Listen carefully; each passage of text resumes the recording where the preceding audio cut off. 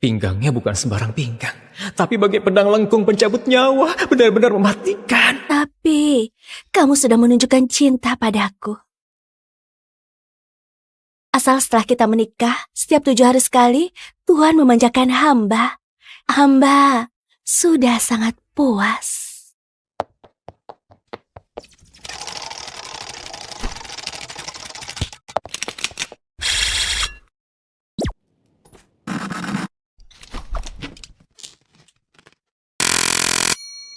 Oke sobat, mari kita lanjutkan kisah istriku 3 takdirku gila, season 2. Di season sebelumnya, ada seorang pemuda bernama Arsa yang terlempar ke zaman kuno.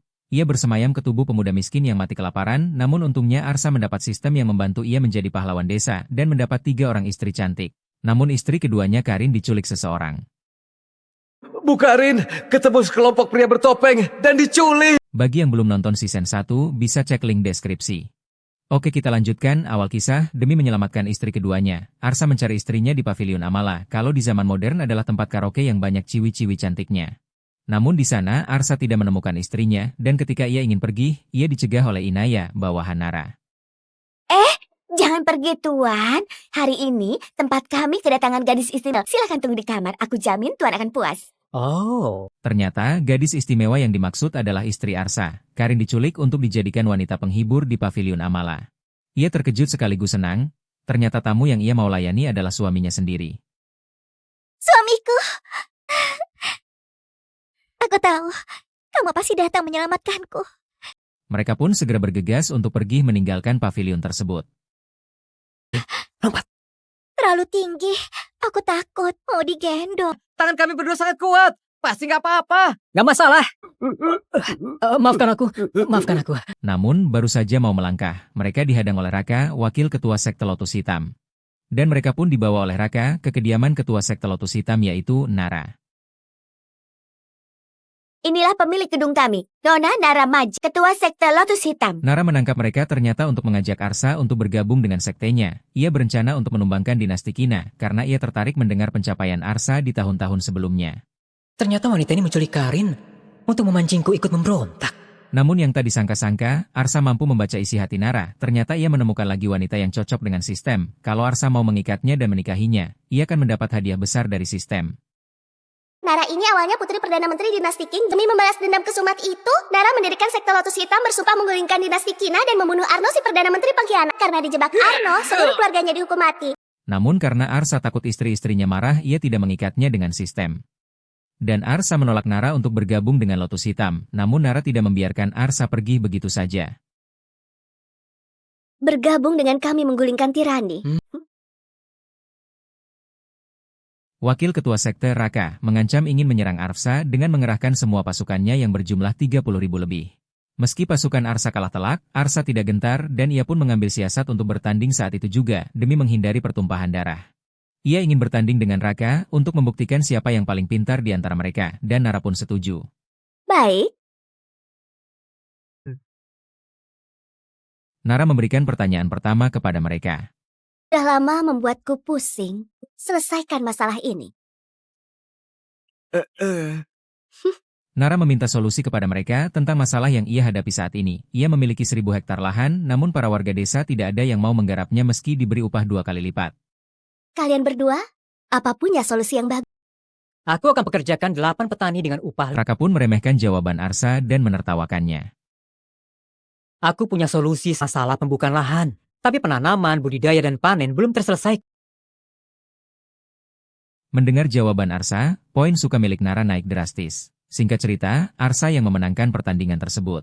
Namun Nara tetap berusaha menahan Arsa dengan mengoda dengan parasnya. Selama kamu mau tinggal, syarat apapun akan aku penuhi. Sayang.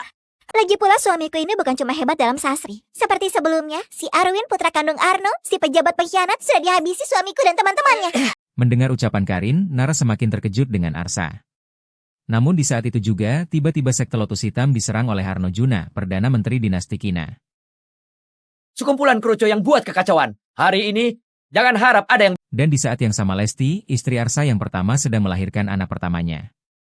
Kalau mau tahu proses pembuatannya silahkan cek deskripsi. Celaka, Bu Lesti ini sedang benar-benar melahirkan. celaka. Untuk apa kamu Ketua kesini? dikepung banyak pasukan di Kabupaten Kanis. Takutnya nasibnya celaka. Tanpa pikir panjang, Zira langsung bergegas menyusul Arsa.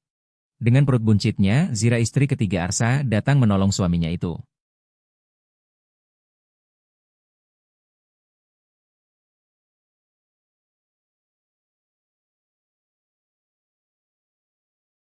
Nara dan Zira, mereka pun bertarung habis-habisan mempertaruhkan hidup mati mereka untuk membalas dendam keluarganya yang telah dibantai. Dua Grandmaster, cepat tunjukkan diri.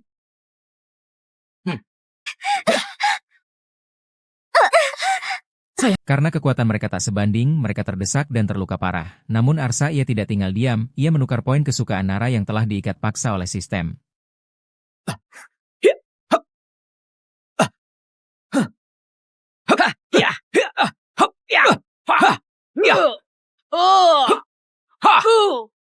Dengan mudahnya Zilong mengalahkan minion-minion tersebut, dan sekarang ia mau split push. Dengan bantuan Zilong, akhirnya pasukan musuh pun mundur dan menangkap Sura sebagai tawanan. Setelah memenangkan pertempuran, kabar baik pun datang. Ternyata Lesti melahirkan dua anak kembar. Bagus sekali, aku jadi ayah. Kedua anaknya pun, ia namai Yuda dan Anika, dan di saat itu juga istri ketiga Arsa Zira melahirkan. Kita punya kabar gembira. Bu Zira melahirkan. Ibu dan anak selamat. Kini Arsa memborong 3 anak sekaligus.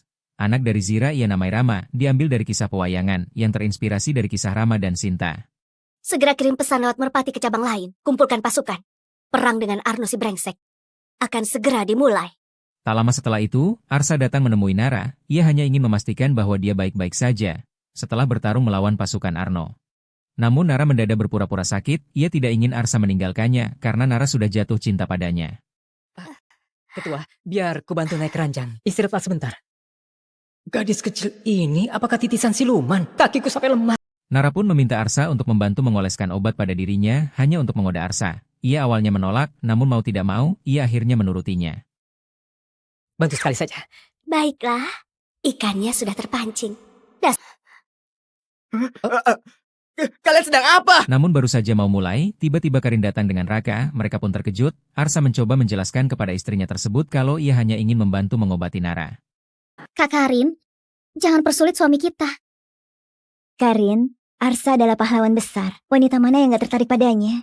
Untungnya Lesti dan Zira datang, mereka membela Arsa, namun Karin tetap gak terima suaminya digoda wanita lain. Namun tiba-tiba Mangkasno datang, ia memberitahu Arsa bahwa Sura sudah sadar dan membuat keributan di penjara. Segera mereka pun bergegas menemuinya. Dasar bandit sialan, kalau berani bunuh aku. Sebentar lagi, ayahku akan memimpin ratusan ribu pasukan dan menghancurkan. Namun Arsa tidak terpancing omongan Sura, karena ia tahu betul pasukannya kalah telak, kalau ia menghabisi Sura pasti Arno akan balas dendam dengan kekuatan penuhnya. Putra Arno yang tercatat resmi ada 8 orang. Anak haram dan anak angkatnya di luar sana ada lebih. Apa? Si brengsek itu. Namun setelah mendengar apa yang dikatakan Nara, ia terkejut kalau Arno memiliki banyak anak di luar sana. Arsa pun berubah pikiran, dan ia menyunat lagi burung Sura pakai laser manual.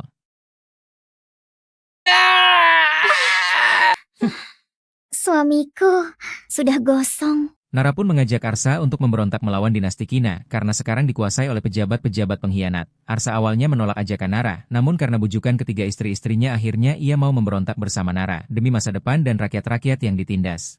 Suamiku, memberontaklah. Benar suamiku, memberontak. Karena semua sudah sepakat, kita memberontak saja. Keesokan harinya, Arsa menyusun rencana untuk mengumpulkan para pendekar dari penjuru kota supaya bergabung dengannya. Namun Sura banyak bacot meremehkan mereka, alhasil ia dieksekusi oleh Arsa. Kamu Terlalu banyak omong. Sebarkan berita, kedua putra Arno. Setelah itu, Arsa membagi tugas kepada Nara dan istri-istrinya. Arsa menyuruh Nara menyalin buku penegak keadilan dan disebarkan kepada warga, supaya warga juga memiliki wawasan dan tidak dibodohi oleh pejabat yang korup. Aku daftar. Sebentar, jangan buru-buru. Rencana Arsa pun berhasil, dan banyak warga yang sadar dan mendaftar untuk ikut memberontak bersama Arsa.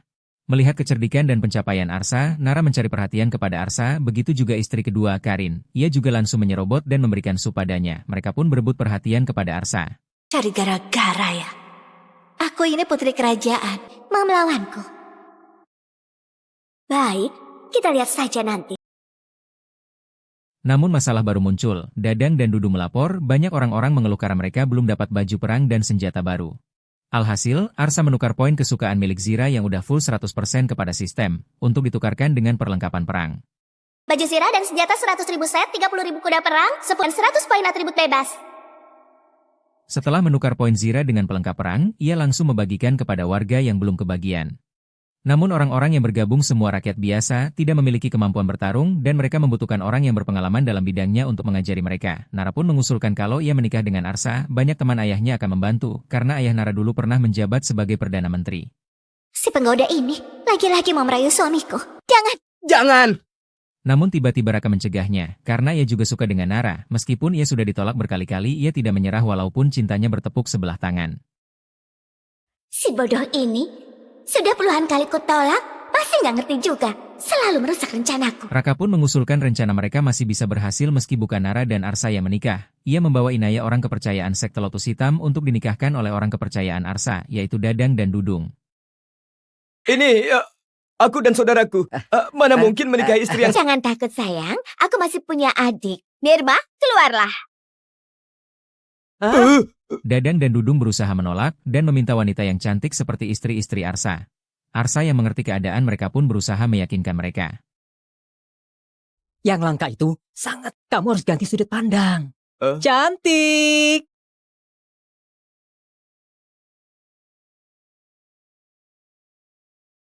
Ini, dari sudut ini memang berbeda.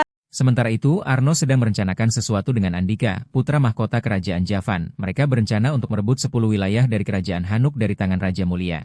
Namun di tengah-tengah perbincangan mereka, tiba-tiba ada prajurit yang melapor kepada Arno bahwa suraputranya sudah tewas di tangan Arsa, namun yang tak disangka-sangka. Anak yang gak guna.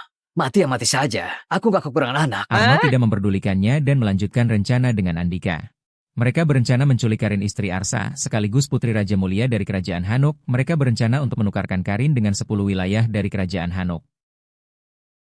Kerahkan pasukan untuk menangkap bandit bernama Arsa itu. Kecuali wanita muda dan cantik, habis aku sendiri yang memimpin kavaleri hitam berzirah untuk mengawasi pertempuran. Baik. Gimana nasib Karin dan Arsa selanjutnya?